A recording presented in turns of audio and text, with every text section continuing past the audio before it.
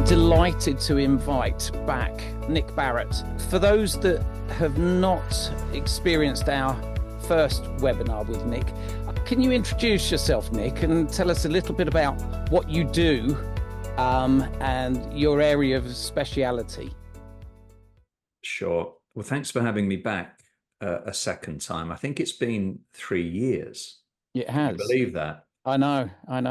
Yeah, it flies. So I'm a behaviorist or behavior analyst with a special interest in behaviors that can be described as challenging. And I've been working with people to try to improve their ways of communicating, I guess, help them develop alternatives to behaviors that challenge since 1999. So we're doing this for quite a while. And I think along the way, I'm interested in behavioral science in many of its applications, but in particular, behaviors that challenge and habit formation. So forming healthy habits, which I'm sure as we get into this webinar, I'll be able to talk about how those two things really do complement each other. What I'd like to do today is look at some areas that will be a general approach. You've been working quite closely now with FASD Awareness specifically, but also working with a lot of the families. We've introduced you to a lot of the families on our support groups, and they've found it very engaging, very helpful. Strategies are so useful, hence inviting you back. Would you agree that you've had in the past a focus on neurodiversity? Yeah, so I started out working with adults, actually, with learning disabilities or autism, whose behaviors could be described as challenging. And it was that way probably for the first sort of 15 years or so, and then started working more with children. But it would be true to say that, and as well as adults and children with autism, learning disability, ADHD, now more recently FASD. I also work with typically developing children as well. So that's been something over the last, I would say, 5 years, which is so quite a sort of breadth in terms of people who have been referred to me. But yeah, certainly in terms of who I've worked with the most, I think that would be accurate. Yeah. And one of the we'll go into some of the specifics and what you've discovered, particularly around FASD in your time that you've worked with us. But what I'd like to do first of all is, can you explain to our audience what PBS is, what Positive Behavioural Support is, and why is it a support? That's the important point. PBS, Positive Behaviour Support.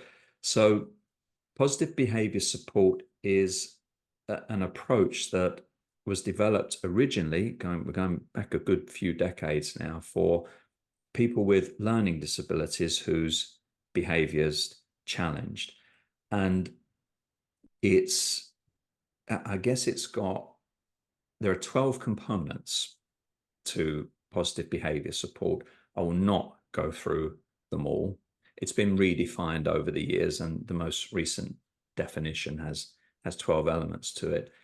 But I think if you want to get to the heart of what it's about, it's got 2 elements, really.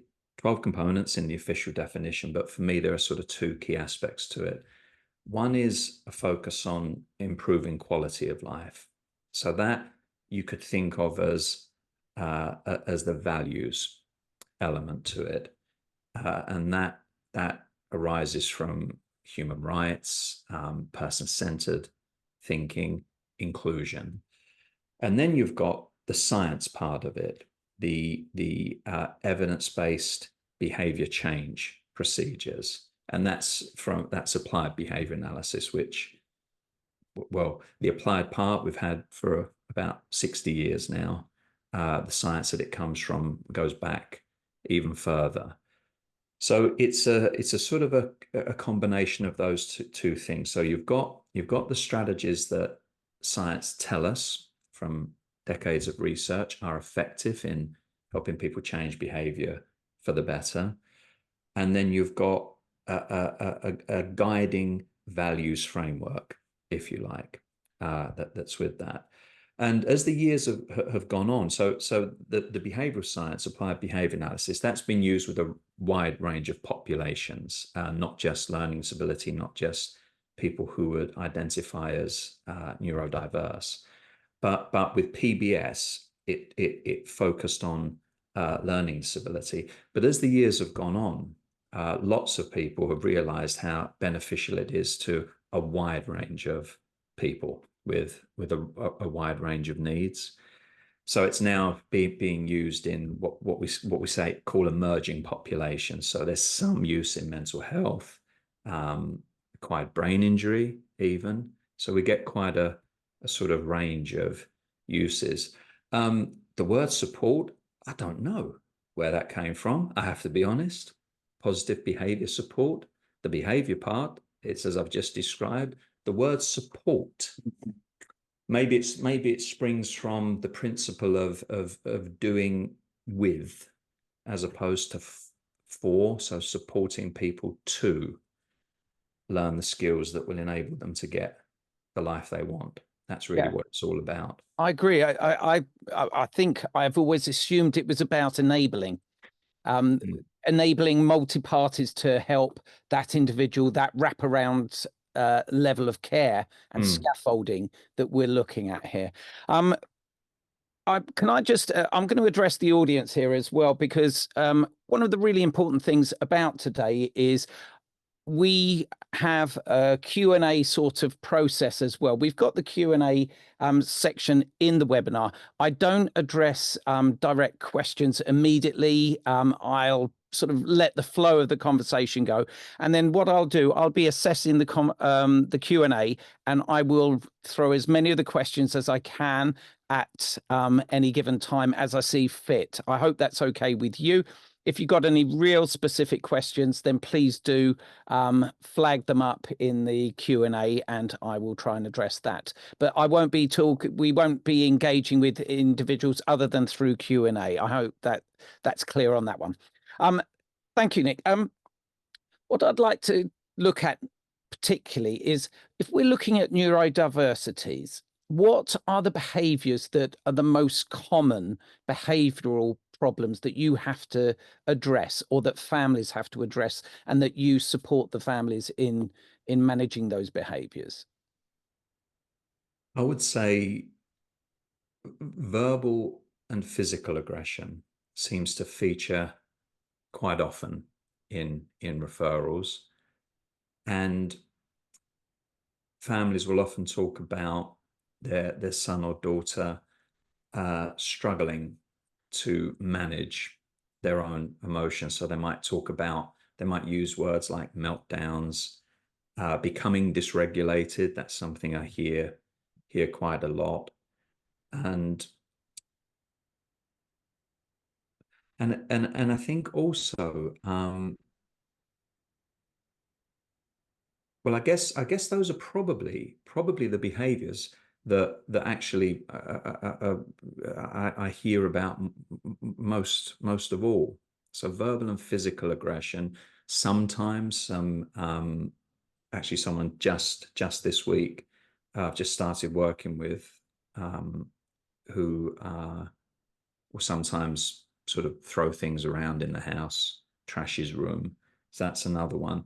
I was about to go into a longer explanation, but I realized then I would have been talking about why it happens, and the context, and what families present as the challenge. For example, struggling to go to school, that kind of thing. But that, I guess, is a different question that could lead to the kind of behaviors I've just talked about. Sure.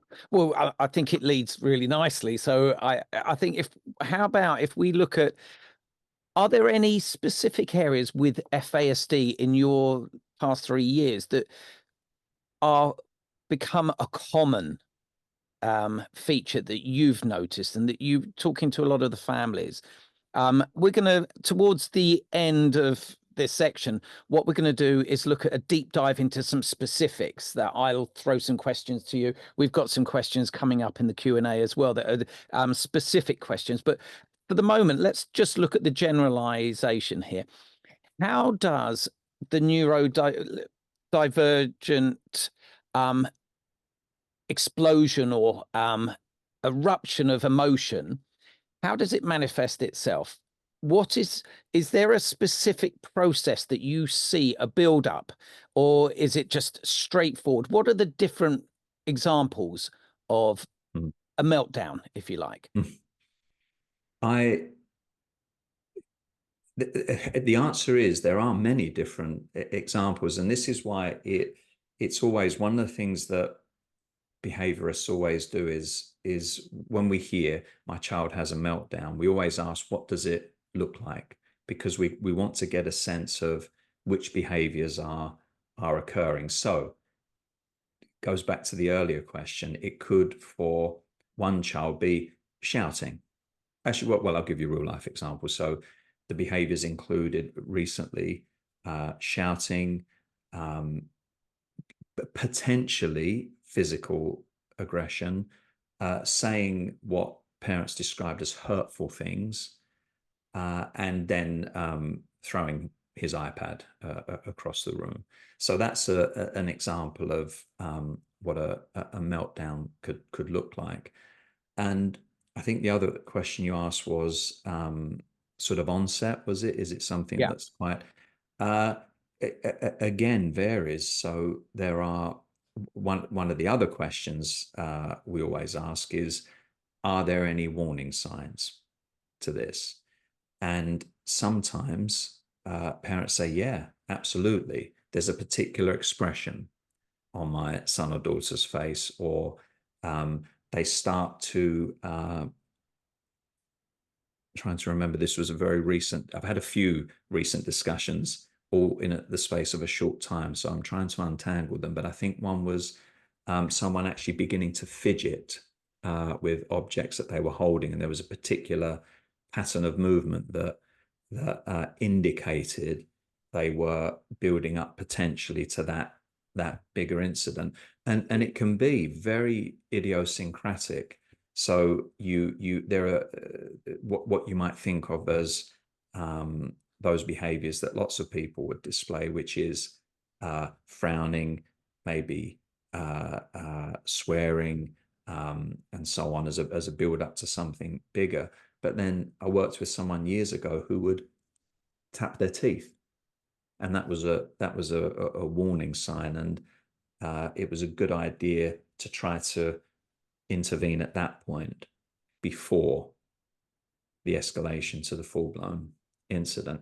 So there can be a build-up, or it can happen very quickly. So we'll often hear they go from 0 to 100. Now, that doesn't mean in the latter case that there's not a reason for it. There's always a reason.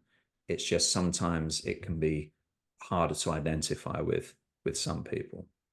I hear a lot of in our friendship groups with the individuals with FASD, and on many of the webinars where we've presented those with living experience of FASD, they quite often refer to a trigger as being something that they know there's a split moment in time, that there's a trigger that will turn them. Now, we're going to come to this, if I may, but when you were talking there, I think we need to make it clear so we understand, what is the process of your interview? What do you do, and how do you go about that process? Because you mentioned when you ask them, you ask various questions and what have you, be able to get as much information. So what is, let's say somebody booked you in for a session and we need to know, right, what do we get? What are we looking at here? How long does this last? What are you going to be doing? Sure.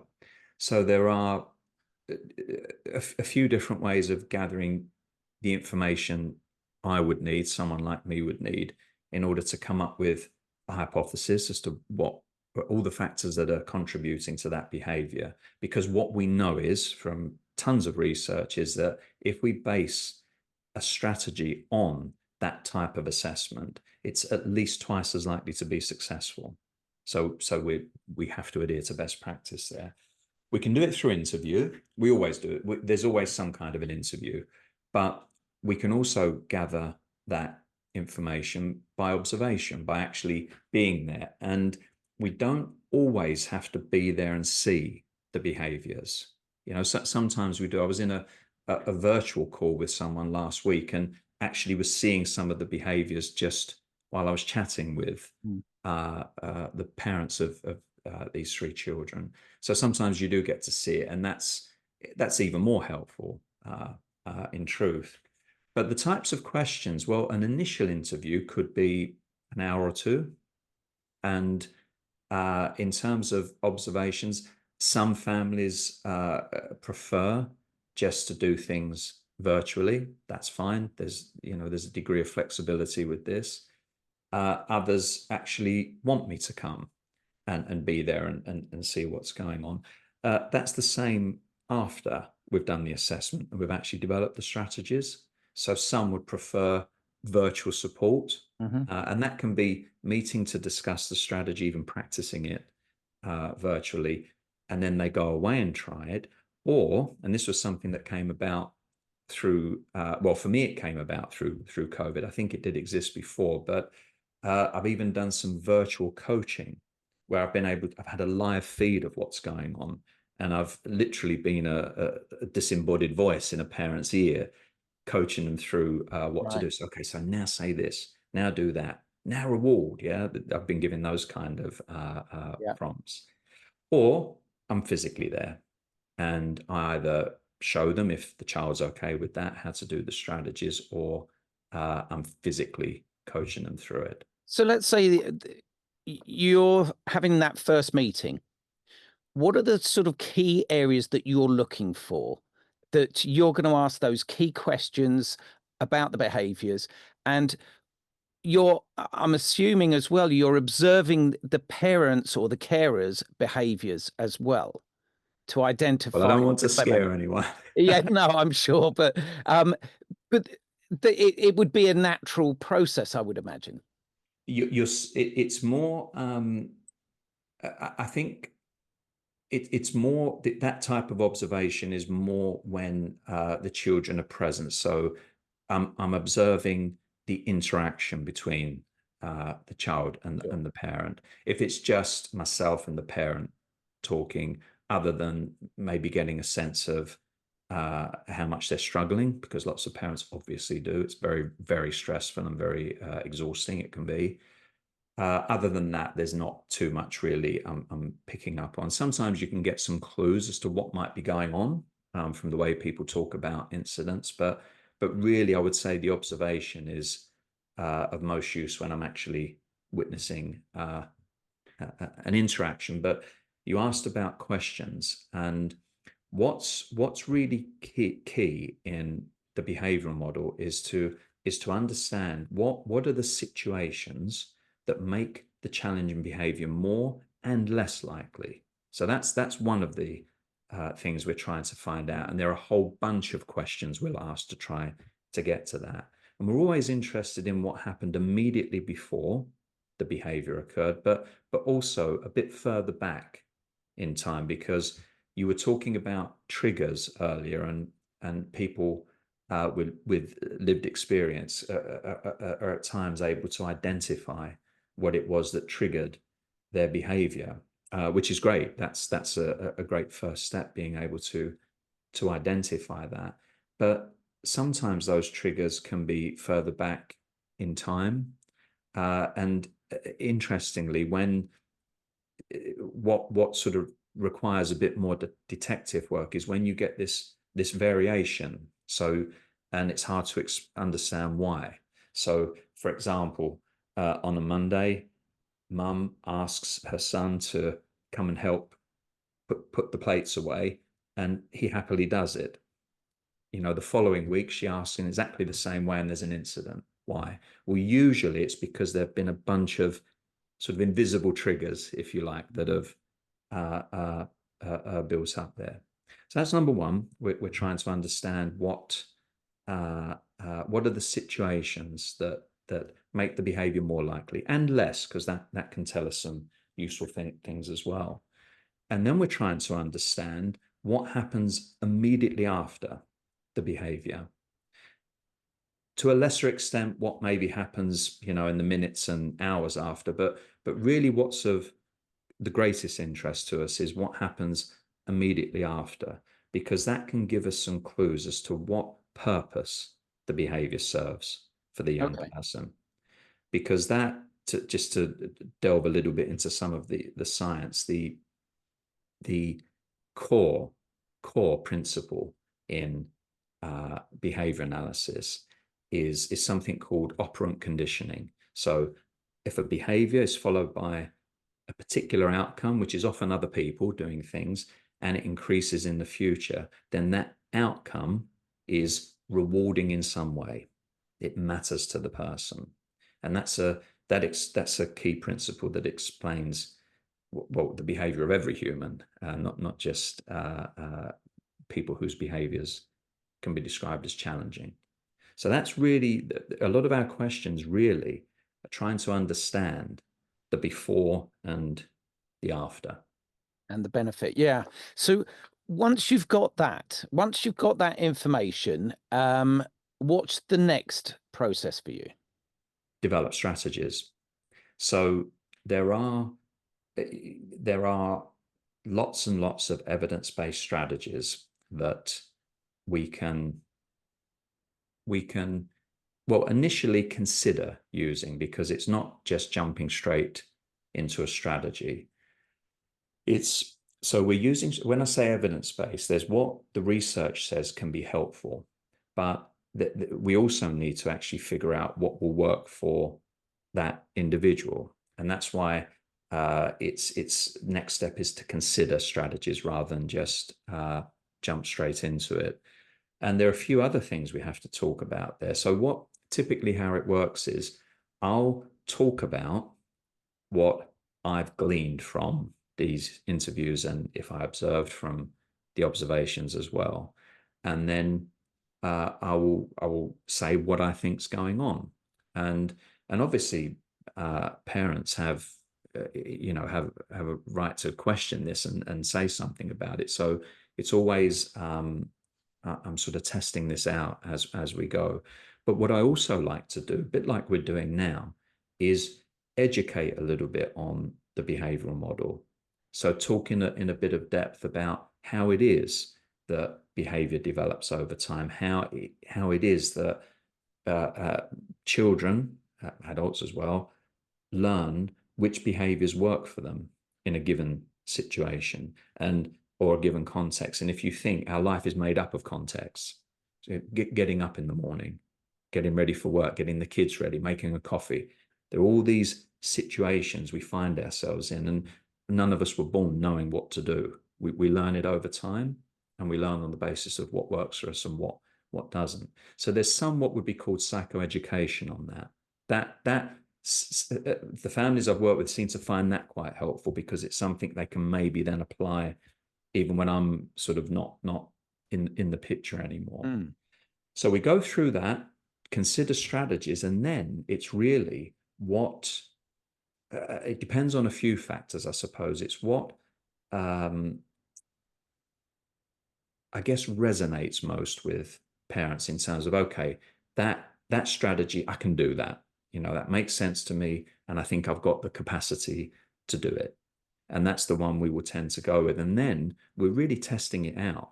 So it is to some extent, okay, let's put this in place. And that's the second type of evidence. There's the evidence from research that says these are strategies that work. The second bit is it working for this particular child with, for example, FASD? So the term is positive behavioral support. Can you give us an indication of why positivity is such an important part of this?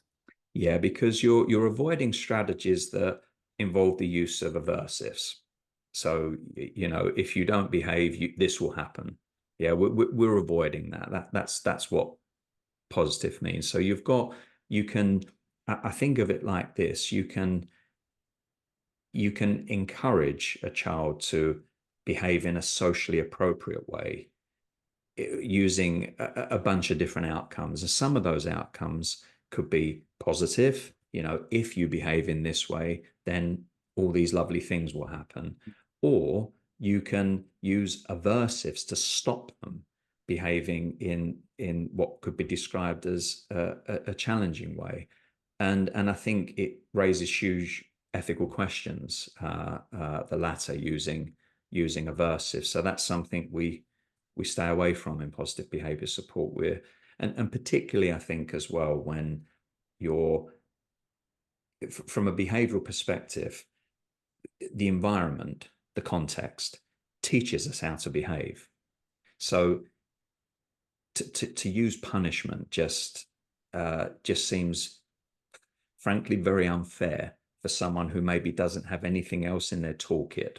And I think one of the reasons PBS works so very well with individuals with FASD is because individuals with FASD, their memory is just, as the great Maggie May refers to it, it's like a Swiss cheese brain. Sometimes it'll work, sometimes it won't. You've got to give me 22 seconds before I can process the information. So therefore, they don't understand consequences. They can't compartmentalize consequences. So therefore, the negative connotations that come with discipline and consequences are always going to be more, it's going to push them back into themselves as well. Their self-esteem becomes diminished as a result of the constant barrage of negative responses to their behaviors. Frequently, they don't understand their behaviors, so let alone why others might. Absolutely. And so I think for ethical reasons, we focus on positive and to use a technical term, positive reinforcement. We're looking to encourage appropriate alternatives to challenging behavior, because that enables the child, for example, to get what they want. So we do it that way. And I think the other, so that there's a strong ethical argument for not punishing people. There's that. But if you want to put that aside for a minute, then there are strong clinical reasons as well, because you don't teach anyone anything with punishment. It's not constructive. And that's something else that PBS and, well, behavioral approaches very much are. So we address behaviors that challenge by adding to people's skill sets, by teaching them alternatives to challenging behavior. So a young girl has learned that she comes home, and if she swears and says that her brother is her mum's favorite, she will get some attention from mum. Yeah. Rather than punish that behavior and send her to her room, we teach her to get home from school, recognize her own precursors, and say, "Can I have a chat, please, mum?" So we've added to her skill set. Yeah. Absolutely. One example. I'm going to come straight to a question here. It's I believe it's Cybele. Could you please let us know positive behavioral support and ABA, SIB, is, for example, trigger is antecedent behavior and consequences, functional analysis is ABA, and positive behavioral application. How do these differ? Well, I suppose they're two different things, I guess. So in terms of how you might categorize them, PBS is an approach that includes evidence-based approaches. It relies heavily, and has for many years, on ABA approaches, but can include the use of other evidence-based therapies like CBT, for example, or dialectical behavior therapy. So it's a framework for delivering support. Right. Applied behavior analysis is the applied domain of a science.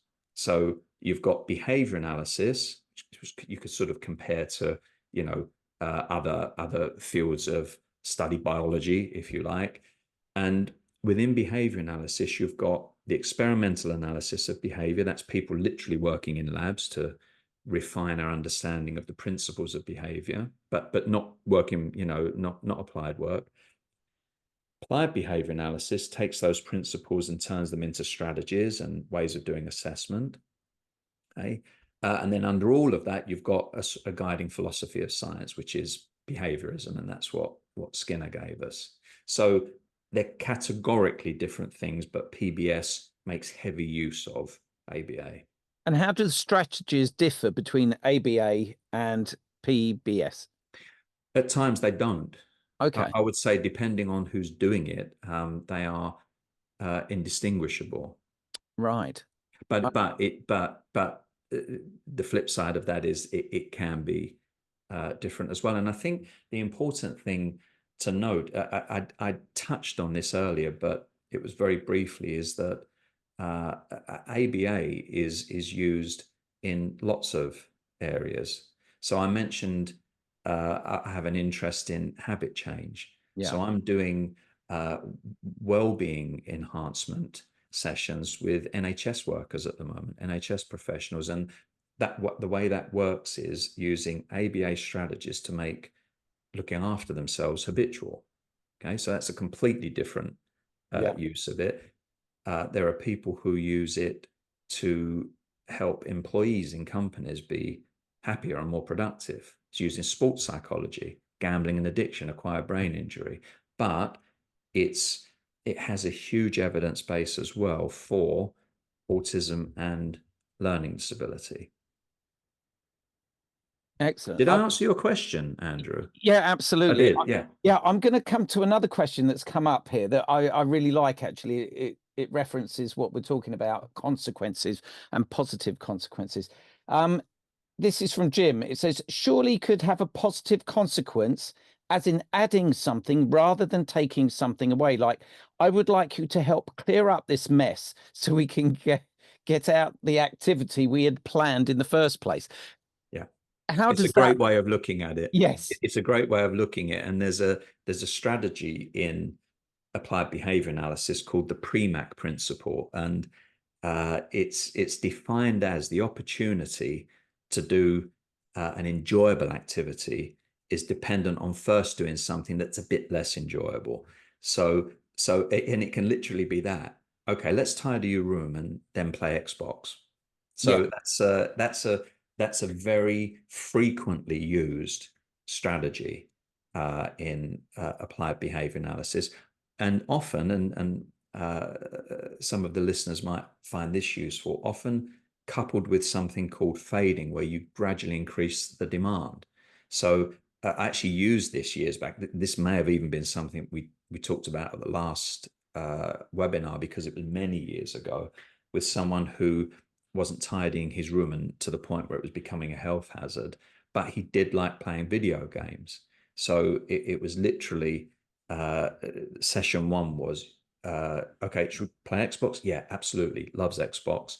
Okay, if you just put your socks in the laundry and then we'll play. And then that becomes socks and pants and socks and crisp wrapper and socks and cans of Coke. So over time, took months and months, the young man was actually tied in his room before playing Xbox. Brilliant. I think now that you've had the experience of working with FASD, how would you say FASD individuals differ in certain ways with behaviors and behavioral responses to other neurodivergent individuals?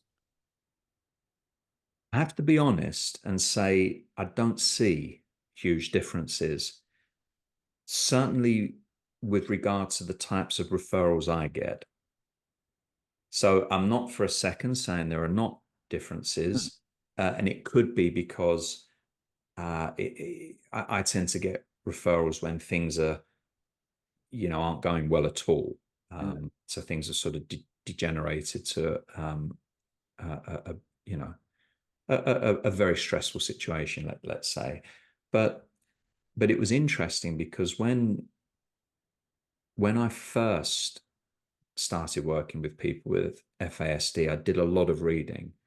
I spoke to the psychiatrist that you guys introduced me to way back, and was asking him about the types of strategies we use with others and his view on this. And I think back then people were talking about the struggles people have with sort of in the presence of those triggers and responding, let's say, to sort of feeling overwhelmed, and how there would what I was often hearing and reading was that there'd always be a need for sort of scaffolding and so on, and that may well be the case. But in terms of how the behaviors present and the types of triggers and the types of outcomes actually that sort of, you know, keep them going, I haven't yet noticed any huge difference. And maybe if we have another webinar in 10 years, you know, maybe I have a bigger data set then, Yes. and something will have emerged. But yeah, it's not looking hugely different, the types of challenges people face. I think I've been a foster carer for over 20 years, and in those years we've specialized with neurodiversity, and we have had over 30 individuals through our doors over those years. Many have been long-term placements of 10 years plus, etc. But we've offered respite as well, and we've seen so many different behaviors. Many of the triggers are universal. They're the same sort of triggers. Many of the responses are because of anxiety build-up, because of feeling uncomfortable in an environment and not having their needs met the way they want them to be met as well. So there are so many different triggers and so many different varieties of those. However, the outcomes are the same, and the behavioral support would be exactly the same in each case. So I can see where you're going, you know, where you're coming from with that. I think understanding how those behaviors have come about, I've learned a lot more, obviously, with FSD individuals, and, you know, many of the people on here that are parent carers, they come from a background where they're so invested in these individuals' lives that they become the FASD specialists in their own right. So when you're interviewing them and they're telling you about some of the FASD behaviors, some of the reasons why these happen, we are always of the view that we are trying to teach people to parent in a different way, where it's a person-centered approach to it. Does that fit in with PBS? Yeah, absolutely. And it's interesting how you put it, teaching people to parent in a different way. And I think different's a good word, because one thing, I guess it's sort of obvious that if you've got a family with adults and children, a lot of the work is going to be the adults doing things differently in order to bring about behavior change in their children. And it's something I'm always very careful about how I discuss, because what I always want to put across to parents is that I'm going to recommend doing things differently, but that's not because they're doing a bad job. So that's why I like the word different as opposed to better. And because the truth is that we all get into patterns of interaction with anyone we spend a lot of time with. And of course, the people we spend the most time with are our family members, our husbands, wives, children. And even though it might be the case that that the interaction is what's actually keeping the behavior going, it's really important, because I guess some of the things that maybe some of the questions I'll be answering, I'll be saying try this and try that, which is doing it differently. But it's important for people to understand that it's not there's no blame there. It's very much about, because this is it. When I was talking earlier about how behaviors become part of our repertoire, what we do on a day-to-day basis, often habitually, because they lead to an outcome that is of value to us. Well, that applies to parents as well. And if just shutting down a behavior, leads to a moment of peace, well, it's perfectly understandable why that happens.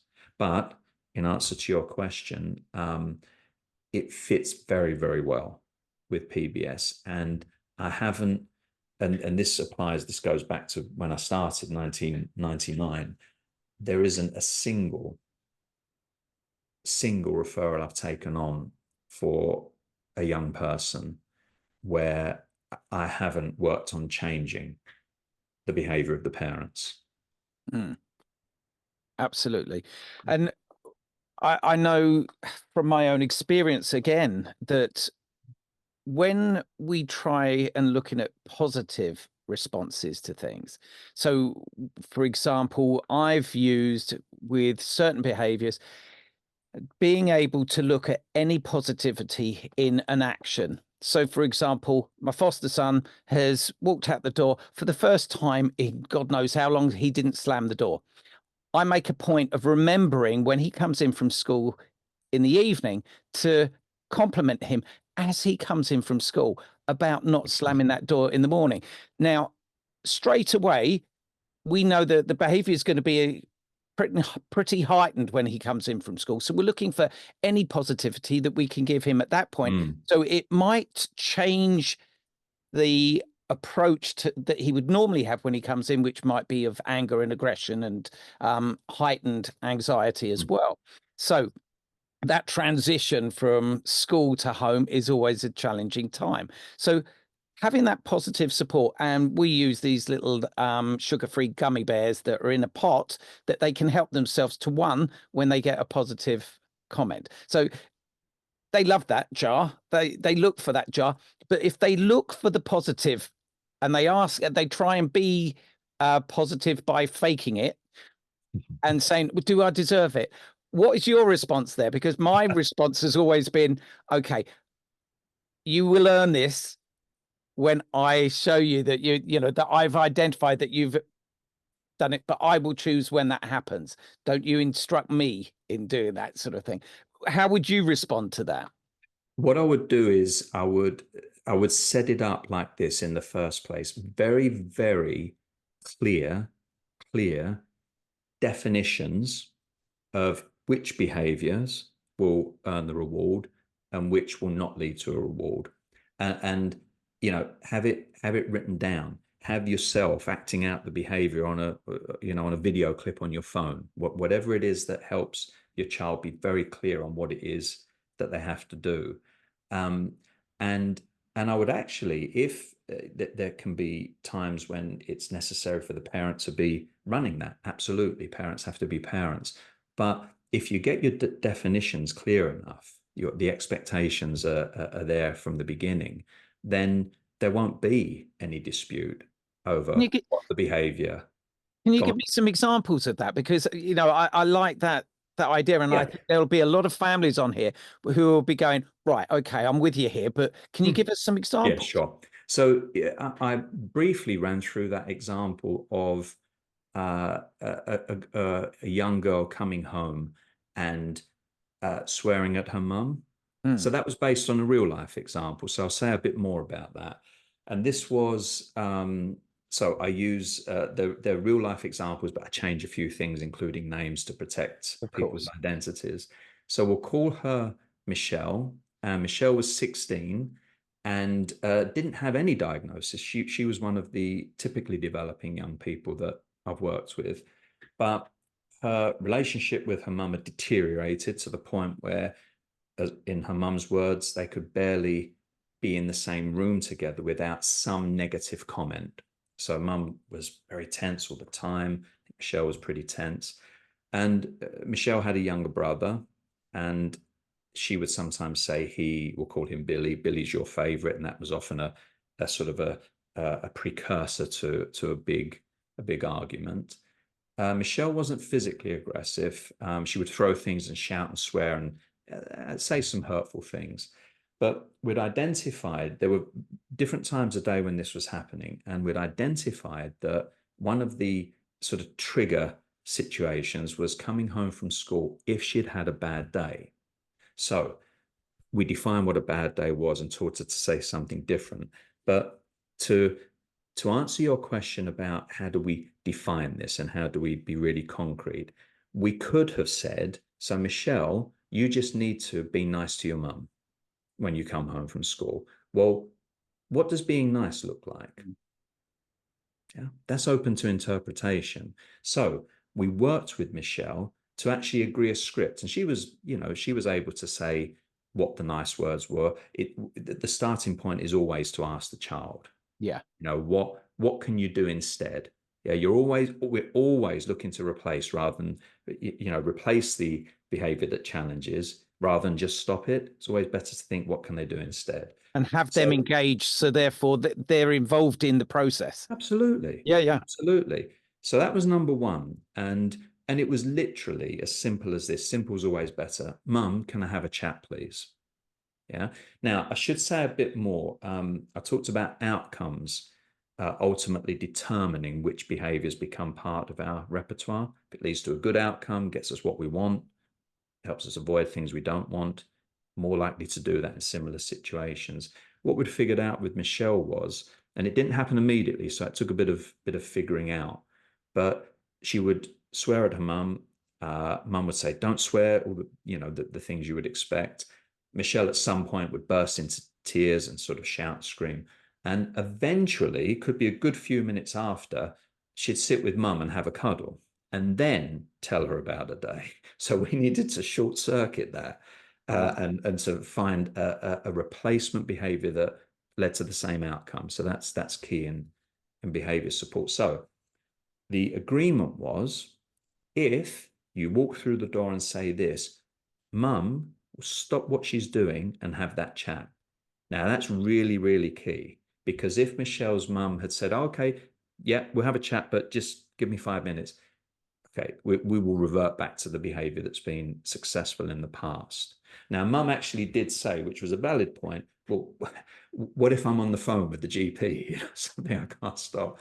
So we did have an agreement that she would say, thank you for asking, like that. Yeah. And then say, I'm on the phone with, and to convey that it was something very important. But she still had to have that chat within 15 minutes. So that's the difference between leaving it vague and assuming the child will figure it out, or being specific about the behavior you want to see. And you mentioned there something that I think is so vital, is when you said, the parent said, thank you for asking the question. Yeah. Thanking that person for that response. It's something that we frequently try and implement at home. Obviously, we picked up a lot from you. So that advice is something that we frequently see. I find this really useful. I'm going to go on because I'm conscious of time as well. There are many things that we've been asking people specifically about, and it relates to some of the questions that are coming up today as well. But looking at specifically FASD behaviours and, being summer fun for a lot of our families with school being out. When you're looking at controlling and manipulating behaviours, can we have a look at a bit of a conversation about that? Controlling and manipulating behaviours. This is something very specific to FASD as well. Well, this is another example of needing to dig down into what that actually looks like, because you just asked me a question, that controlled, in a sense, my response. I answer now. So a lot of human behavior is controlling other people. It's when it becomes, it's the method that's used that can be the problem often. So I think my first question would be to find out exactly what that means, because it could look quite different. Is that, for example, whenever the young person is asked to do something, they display challenging behavior to make the request go away. So they're sort of controlling what tasks they have to do. Is it, I'm thinking of some actual referrals now where that term was used. is it a young person who will not allow, if I can use that word, their father to watch TV in the same room with them because they have to watch TV just with their mum present, and that's how the routines have evolved. That's a real life example. Another real life example was dad wasn't allowed in the kitchen. No, I'm sorry, no one was allowed in the kitchen when the young person was there. So the controlling, and this I'm sure came from a place of anxiety with the young person, and just kind of shut everything down. Everything had to be a certain way. So those are just a couple of examples, but it can be coming in to the lounge where everyone is and triggering behavior in a sibling. That could be controlling, Absolutely. what's going on. So I think I've not sort of answered it specifically because it, like any behavior, you would look at, okay, what are the situations where it's more likely to occur, and what does the outcome seem to be? Is it that it leads to a discussion, a debate with mum and dad? Well, maybe something about having those debates is rewarding. Does it lead to a delay in having to do something that I, as a young person, don't want to do? Well, maybe that's what it's about. So, depending on the purpose the behavior serves, the strategy will be different. So, in the first example, it would be a way of actually having something that looks like a debate. In another, if it's delaying things, it would be saying, "Can I have 5 minutes more, please, on Xbox?" It would differ according to the purpose of the behavior. I see. And then what's the response that you would have in a situation like those two that you gave an example to? What would be your PBS for that? For do you Let's have an say, example of what the behavior might be or the well, scenario? well, let's say the triggering ones. This is a very common one where they come into the room, they're distracting everybody else. Everybody's focused on the television. They're coming in, they're taking control of the situation because now we're all focused on that person, not the television. And maybe there's the triggering at the same time. Right. So if in that scenario, if for the purpose of answering the question, I can assume that the desirable outcome for that person is attention from a whole bunch of people. Yeah. So let's say, because that's an interesting thing with attention, it's not, I work with a lot of families where they've said, but I give them lots of attention. And sometimes it's the type and the number of people involved as well.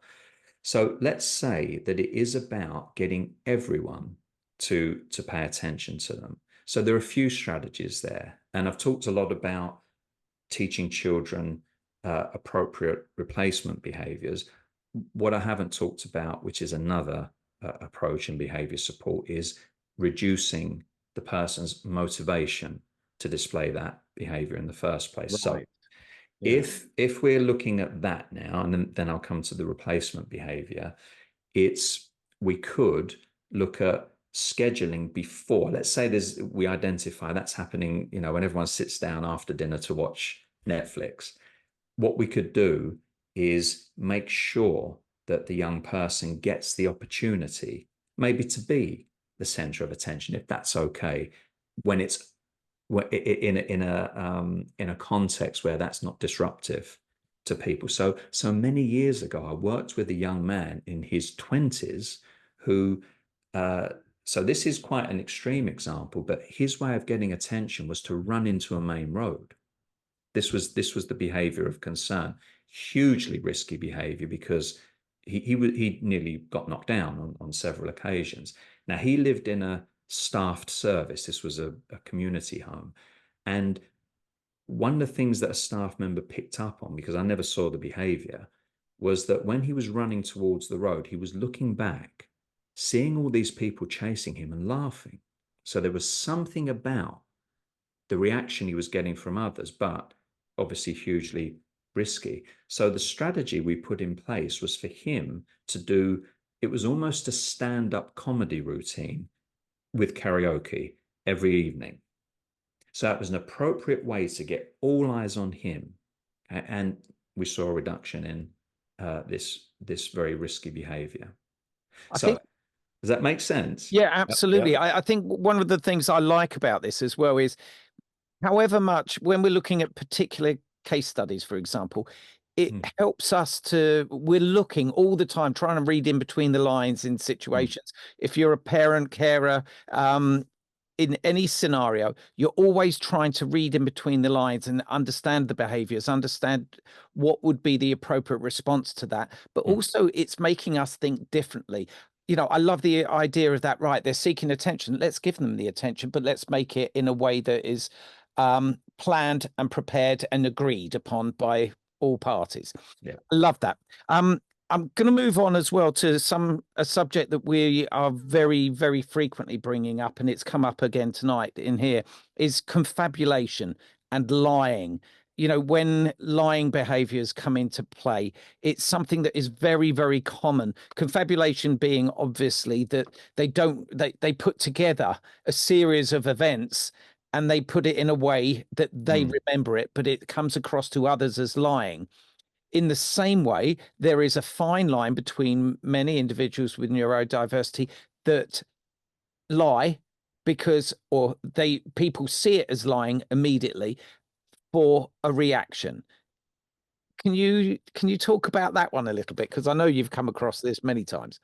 Yeah. So I think, first of all, just to be clear on terminology, so confabulation is a term that's used in clinical neuropsychology, and it's not, and people are not lying. No, exactly. They're saying things that didn't happen, but they're absolutely believing that. And I think, again, it's I know that by the end of this I'll be like a broken record, but it hopefully also it helps to keep sort of, repeating that key message from, that all the research has told us is the way to go, which is we have to understand the purpose the behavior serves if we're going to have a good chance of changing things for the better. So it's always figuring out, what is the purpose? Why is the person engaging in this behavior? What do they get from it? Now, I've worked with people who don't have a wide range of conversation starters, and that's all it is. Yeah. And they've hit upon this way of getting everyone listening. And bear in mind that what we might think of as negative attention is still attention. And if the behavior is still occurring, so if your son or daughter is still engaging in this behavior of saying things that aren't true, it's achieving an outcome that matters to them. Otherwise, it would disappear. It's called extinction. It just falls out of the person's repertoire. So in that case, it would be teaching, then prompting, then rewarding appropriate ways of initiating a discussion, of getting a particular type of attention. So you might teach someone how to share an interesting fact about something. And then what we need is the people around them to say, really? Tell me more. It has to be rewarded. It has to achieve a desirable outcome. And when it's something that is not true, and let's assume it's something that you can afford not to address. We can come back to sort of things that maybe you do have to respond to in a minute, but you just give less of a response to that. So you're shaping up an alternative by giving the high quality eye contact, you're the most important person in the room attention, versus when the untruths come out, just, oh, okay, I just need to do a few things now, and sort of slide past that. Right. Interesting. And what I'm interested also in the different versions of a positive response to someone. That's really important, because we've done the reward. Let's put the rewards out. The reward should be just in the positive response. What do those positive responses look like for us as parents?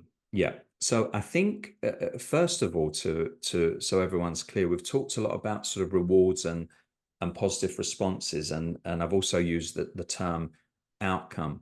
I think what's important to remember is that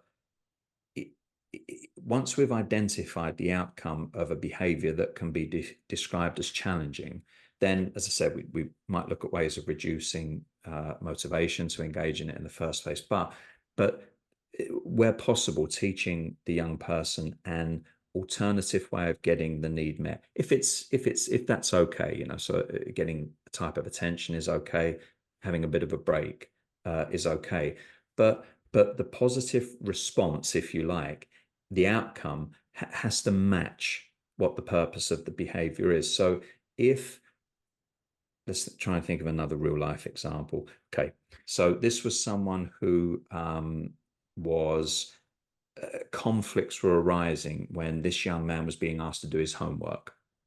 And he would say, "You're nagging me." And mum would say, "Well, if you did it, I wouldn't have to nag." It would escalate, and then there'd be slam doors and shouting and arguments and things broken as well. So what we taught him to say was, and sometimes he wouldn't answer. That was mum's argument. He doesn't answer. I don't know if he's heard me. So the agreement was, if he at least opens his door and calls out and says, "I heard you, mum. I'll do it soon." That's all he had to say to begin with, because that was a big leap forward. Mum would say, "Okay, you've got half an hour." So she'd give him more time than she usually would to get started. Okay. Yeah. So the outcome for him wasn't positive comments there. Yeah, it was, "I leave you alone." Yeah. Yeah. So the outcome has to match, you know, the function of the behavior. Okay. So you were talking about, I guess, those occasions where actually some kind of rewarding interaction from a parent is called for. So that's a really good question, because we often default to praise. And I liked your example earlier of that specific praise you were giving one of the foster children. That's correct. Yeah. So thank you for thank you for closing the door softly. You see what I did there? Yeah. I didn't say not Absolutely. slamming the door. We want to focus on what they do appropriately. Yeah. Yeah. So thank you for closing the door softly. So that's great. It's a thank you. It's specific, so they're clear on what they're being praised for. Now, a little tip on praise: there's a bit of evidence that says if you're standing quite close to someone when you do it, it's more powerful. And if they like this and are comfortable with it, something tactile. Just a bit of research that says that's useful. I've worked with some families where the relationship has become so fraught that if the parent was to say, "Oh, thanks for doing that," the son or daughter would look at them as if something bizarre was happening, because that was no longer reinforcing. So sometimes they find ways around that. So we've had, this was actually a supervisee of mine, it wasn't a piece of work I did directly, but the mother of this young man would leave him a post-it note thanking him. She identified 3 things that he did do every day that was positive, and she would write down a thank you note and put a heart on it and stick that on his door. And it was a lovely outcome. I love telling this story because for a few weeks she didn't know if this was having any effect. She didn't know if he was throwing them in the bin.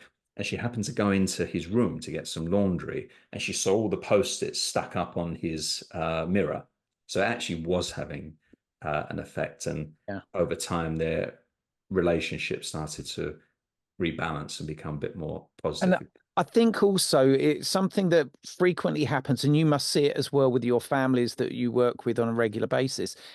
You start, as a parent, as a carer, you start to reprogram your thinking, the way that you respond to things. Look at strategies and techniques yourself. You embolden yourself with new methods of thinking. Okay, how am I going to think outside the box? Because we're all programmed as to parent the way our parents parent us, which is something that we've got to try and break. So I love the fact that that's the approach one goes, but it's very difficult, and I'm going to make this our last question, but it's very difficult when it's time constraints around it. You have to be able to clearly explain, right, I am going to address this, but at the moment this is a difficult time. And thank you for giving me the time to be able to respond to this, et cetera, et cetera. But when it's physical and there are biting and hitting techniques, how do you deal with that? Right. So you're in the realm of reactive strategies now, so or incident management.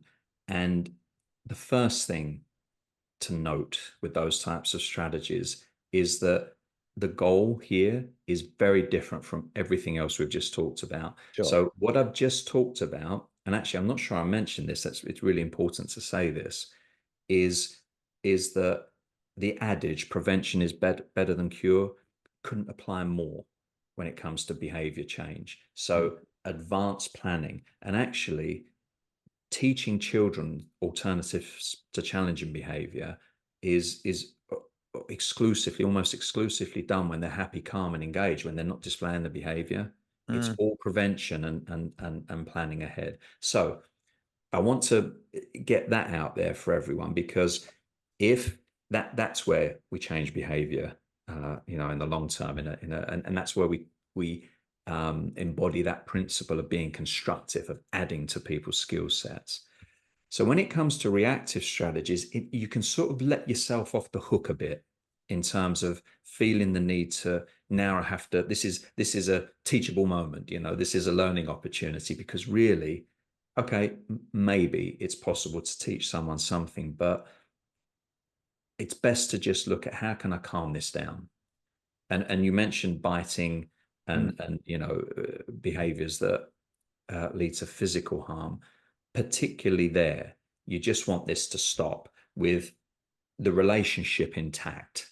So the most respectful strategy, the safest strategy, and the one that is the least restrictive. So if the young person was banging around in their room and you know that if you go in there, they're going to attack you.